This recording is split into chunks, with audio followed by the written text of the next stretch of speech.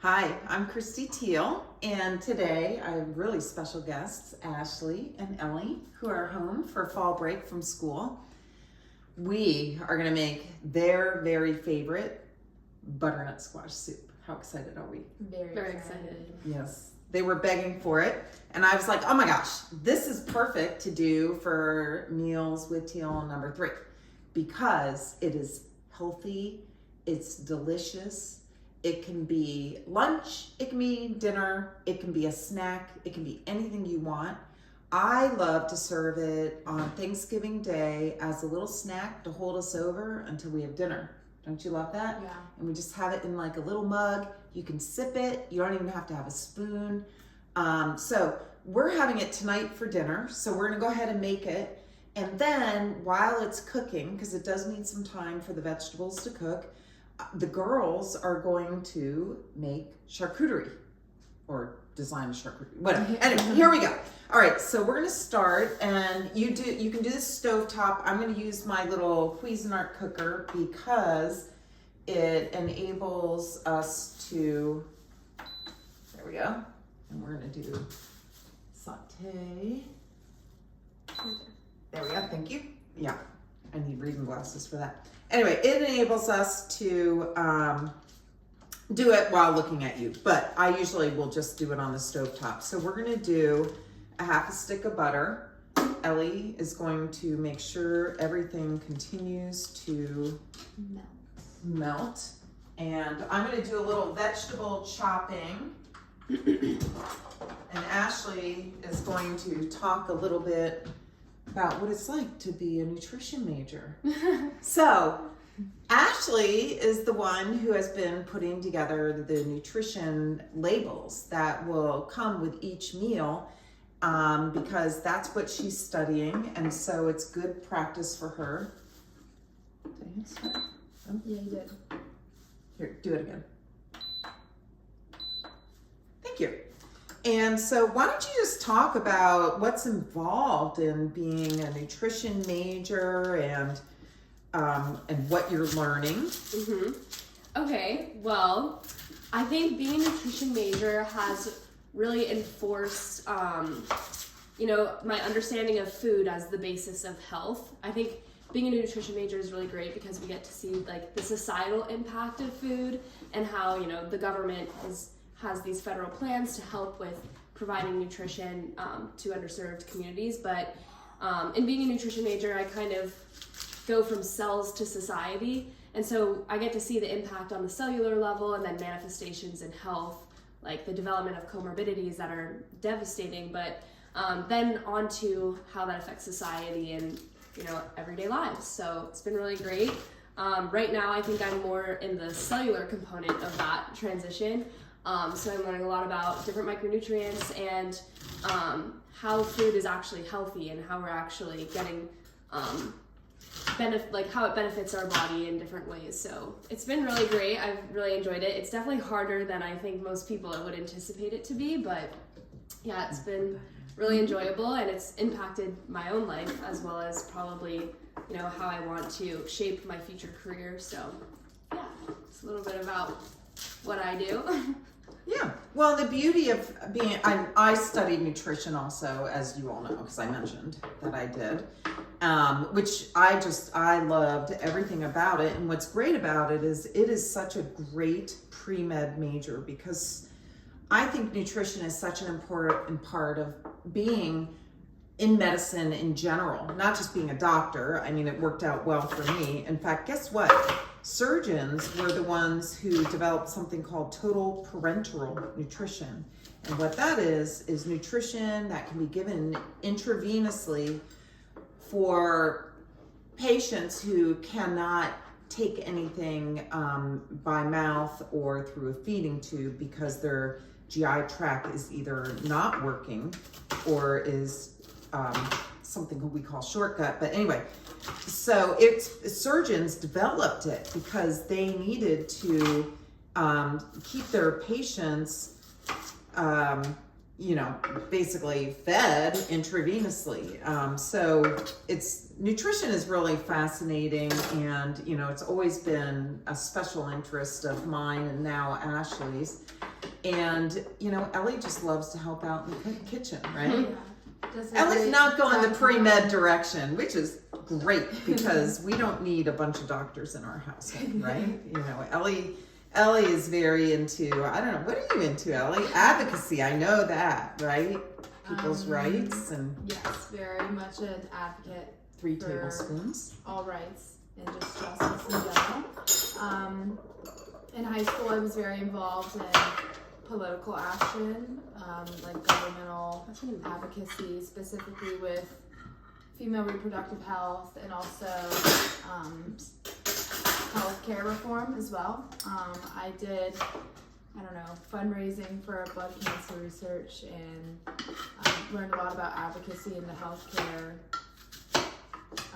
industry field, which was really interesting to see I don't know, I'm just an advocate for bodily autonomy, letting people have the right to choose what they want to do with themselves and what treatment care they're offered, and I don't know.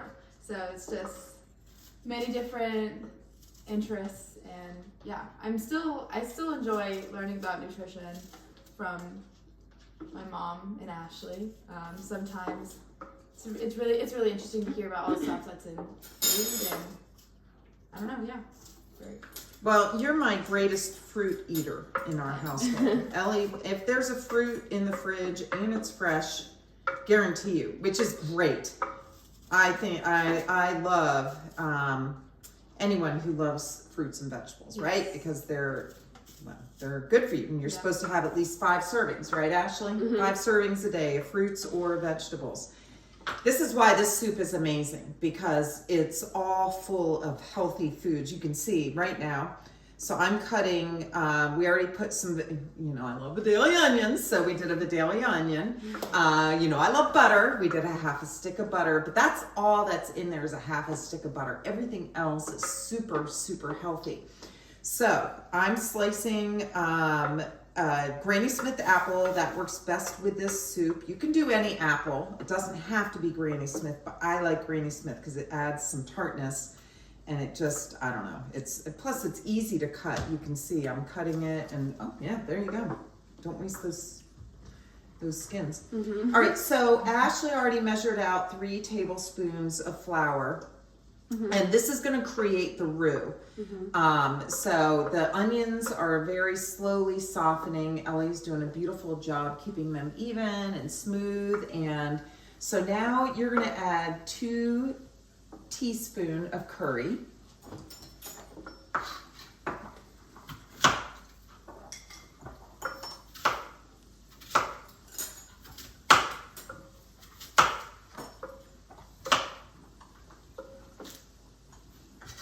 You don't have, if you don't love curry, add less. You don't have to add it. We love curry, so 2, it works well with this, what we're making. We're gonna do a teaspoon of salt, a half a teaspoon of pepper. By the way, we already washed our hands, so.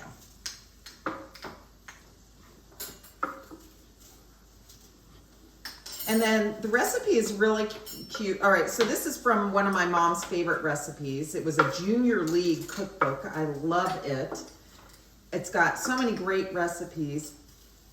And it calls for a pinch of nutmeg. What's a pinch? What do you think a pinch is? Little. I don't know. What do you think? What's a pinch? Well, a couple shakes? Yeah, I think I'm going to do a couple shakes. I believe a pinch is like 1/8 of a teaspoon, but you know, yeah, a couple shakes. This is a fall soup. Although this soup is good any time of the year, but we tend to make it in the fall season. And so the nutmeg just gives you that nice fall feel. I think while you guys are designing the charcuterie, I'm going to light a yummy fall candle. So the whole house is going to smell like fall candle and soup, and it's going to be perfect for an October evening. Of course, by the time the video shows, it's going to be November, but it's going to be perfect for a November evening too. Yes. November is also very Oh yeah. This soup goes all year round, really, honestly. Yeah. I mean, if you Even go in a into restaurant, you December. could have it in the summer, but I tend not to make it in the summer because I make it so much in the fall and the winter. But Yeah. we're soup lovers in this family. We love are a good soup lovers, and we love cheese and crackers. Yes. That goes well with the soup. That's a good one. We had talked about making these really delicious little Bisquick dumplings that melt in your mouth, and they're really delicious. But I'm going to do that as just a little bonus thing because they really wanted charcuterie tonight, and we're having whatever they want because they're home for fall dinners. Sometimes you just crave a cheese stick. Yes. Yeah, we're doing whatever they want. All right, Ellie, you're doing so awesome there. So we're gonna go ahead and get our Granny Smith apples in there. So I did 2 apples. You don't have to do 2, you can do 1. I know it looked labor intensive, but it didn't take me that Here's long. our brew. Ooh, and see that roux smells so good. What is a roux? It's a thickening agent that you can add to soups. Sometimes people add it to other recipes like potatoes au gratin, there's normally a roux. But yeah, flour can just be used to kind of thicken some sauces.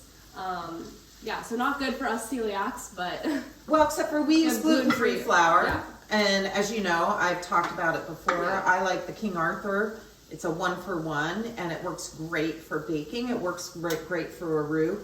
I don't like cornstarch. I actually, as a celiac, I react to cornstarch, even though it's gluten-free. About a fifth of celiacs react to the corn gluten. So most restaurants, when they hear you need something gluten-free, they actually use cornstarch a lot of times for the thickening agent, although I have found more and more they're using a rice starch or a potato starch because so many people are having issues with corn lately. So I hate cutting butternut squash. I love butternut squash. I hate cutting butternut squash. So I buy it already chopped because it's very difficult to cut a butternut squash. Other squashes like spaghetti squash and things like that, they're not quite as difficult, but butternut squash, just because of the shape of it and everything. So you'll see that I've ordered the pre-cut, but you can save a little money by buying a whole butternut squash, but please don't cut yourself when you're trying to actually cut it into small pieces. So you just want to cut it into bite-sized pieces. They're about 1 inch or 3/4 of an inch. Ellie, get that stirring around be a little bit more aggressive with that, because we're going to get that all covered, and then we're going to create our roux. And we're going to add 1 quart of vegetable broth. Am I not being aggressive enough? You are. Time, patience is a virtue, and I don't have it usually, which is why sometimes I just walk away. But we're going to get this all going, because then what happens is it's just going to simmer. And it has to simmer a good 20 minutes. It can simmer longer. You can do this in a slow cooker as well. I find the flavors aren't as great. So if I want to do slow cooker, a lot of times I'll do this prep and then I'll just put it on slow cook low. And if you have a multi-cooker like this, you can actually do that. All right, I think that's looking pretty nice. So I'm just gonna sprinkle this for you in there. And this is the roux? That's gonna create the roux. So you get that flour spread all over everything.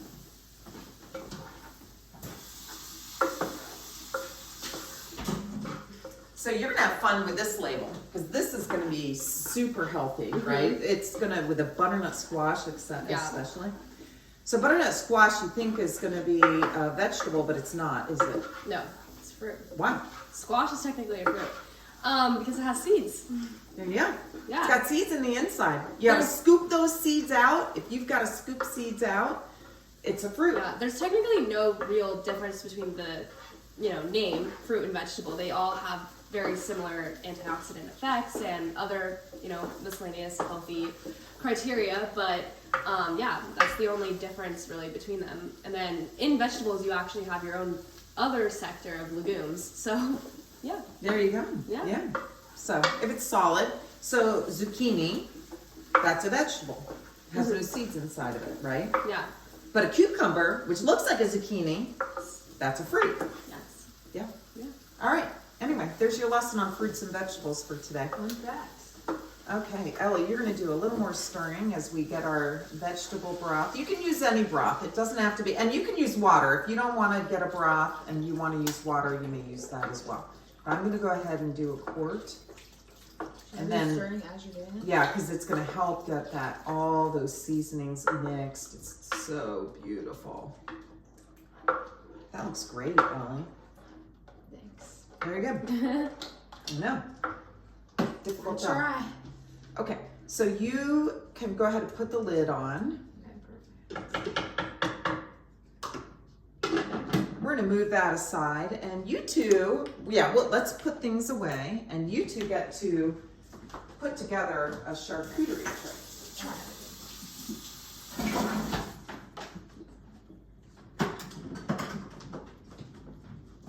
It already smells good.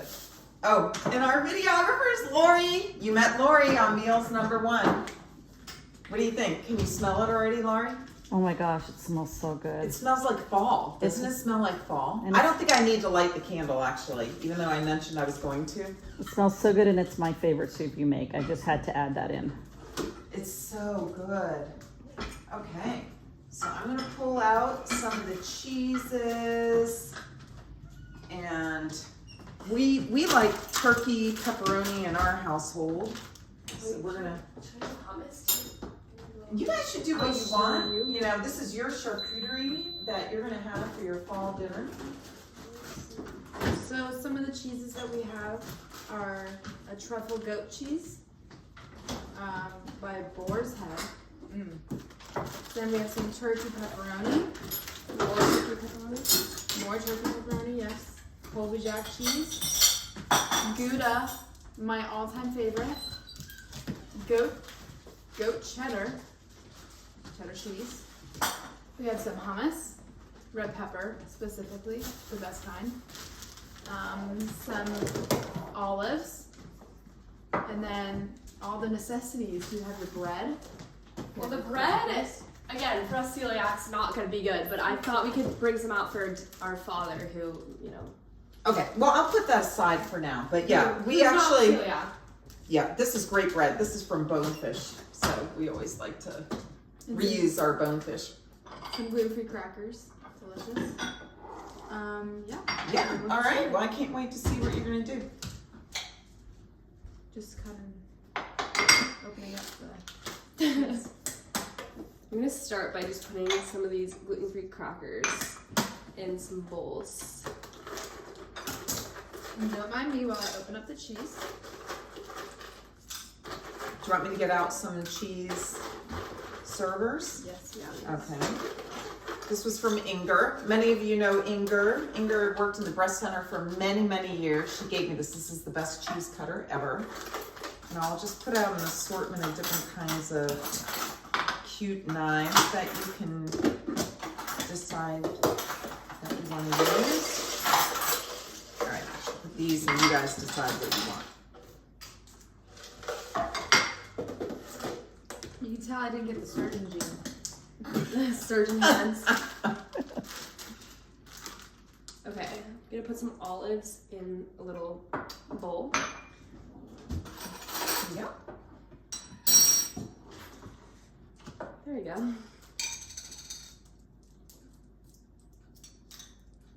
I know, it's risky business, right? Still not opening. Cheese is giving me a hard time. Let me see. Oh, it's very, very, very tightly Okay, wrapped. I'll open the Gouda. Yeah, My they've got it favorite tightly cheese. wrapped. So good. If you're not a fan of Gouda, totally fine. It's really great cheese. Yeah, one thing I wish we had was a brie. Like, I feel like a brie would... Or making it baked. Oh. Oh, we do have some goat cheese. This is goat cheddar. We do have a soft goat. Do you want that out? Sure, why not? Okay. You can do that. Why I not? can go get it. Where is it? We don't have to. I feel like we have a good assortment of cheese. Yeah, I think, you know, the soft goat, I like to have that with like a jam. pepper jelly or a Yeah. jam. And we're really not going sweet theme with our cheese tray right now, right? Yeah. I'm trying to do some Emphasis on the savory. compliments of the butternut squash. Yeah, the butternut squash, the curry gives it that nice kick, but butternut squash itself has a sweet flavor. And I find, I don't know. So I like the savory idea. So far, looking good. Do you want the other cheddar, or should we just do those 3 cheeses? Oh no, this is a Colby Jack. Do you want that too? Yes. Okay, then we will do that. Well, I'm a fan of Colby Jack. Well, we should do whatever you want. So, here you go. Can you finish cutting that? I'm gonna stir this. Oh my gosh, it smells. Come on. Yeah, these vegetables need to go for quite some time to soften. So we are just gonna... Don't you love that? I call them vegetables. There you go. Yeah, in my brain, squash is a vegetable. Although that might be controversial for some people. So when you want to make a soup, a creamy soup, this is going to be a creamy soup. Like I said, you can drink it with a cup. I You wish we could make this. either have to use your blender to blend it. That is labor intensive, getting the hot soup to the blender and then back to the soup pan. So I love an immersion blender. It doesn't have to be any particular brand. This one is a Cuisinart, but definitely consider purchasing an immersion blender. It just makes creamy soup so much easier. And I love to make a broccoli cheddar soup. You know, we love creamy soups. So consider it, and you'll see how easy the immersion blender does make it for us to turn all this solid stuff into a creamy soup. Should we get some grapes? Ooh, grapes would be fun. Do you want it like a little pretty tray to put the grapes on, or what do you want to do with the grapes? I was just gonna put a little, like, line of them. We do have pickles too. You're kind of running out of room. Well, we could just make room. Okay, you make room. This is your thing. I like pickles, but I don't know if this charcuterie is a pickly charcuterie. It's not giving pickle. I don't think it's giving pickle. No, That's but the grapes are gonna add a pretty little touch. Do you want just like a little plate to put the grapes on? That Yeah. might make. We'll just put it on a little plate. Thank you.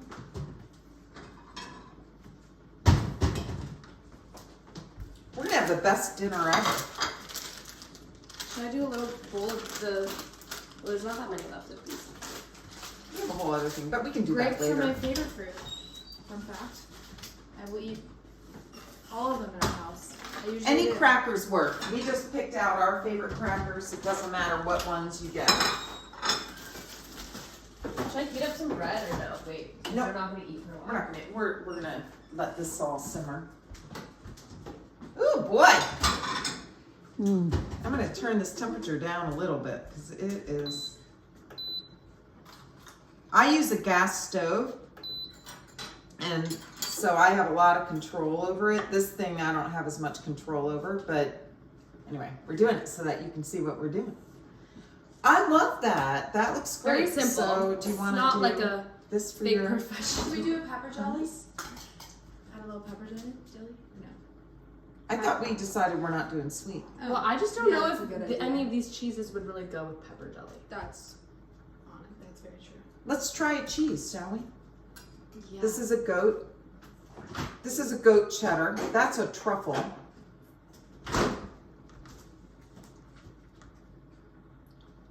You want to try the truffle? Sure. That I one's want to try good. the truffle. Let's see. Here, there's another one. Oh, There's oh, that's really good. Try the goat. Mmm. Not too much before dinner, or we're gonna Ooh. ruin our appetite. However, the beauty of butternut squash soup, it's really light, Mm. and it's actually a very. Use this to, right? That truffle is really good. The truffle is delish. Yeah. And this. Sorry, I have to go in for seconds. The goat is good. I think. Anyway, we get away with snacking on some cheese and crackers because You have such a light dinner. it's such a light dinner. I like it also sometimes with a salad if I want just to have a little bit more to my meal. I have a feeling tonight we're just doing this and the soup. So anyway, I think what we're gonna do is we're gonna take a little pause and let this finish cooking down a little bit. And then we're gonna come back on and you're gonna see, we're gonna blend it on up. And what we do is we add, so what we've done so far is a butternut squash. Of course, I did mine already cut. 1 Vidalia onion, 2 Granny Smith apples. We did a half a stick of butter to get it all started.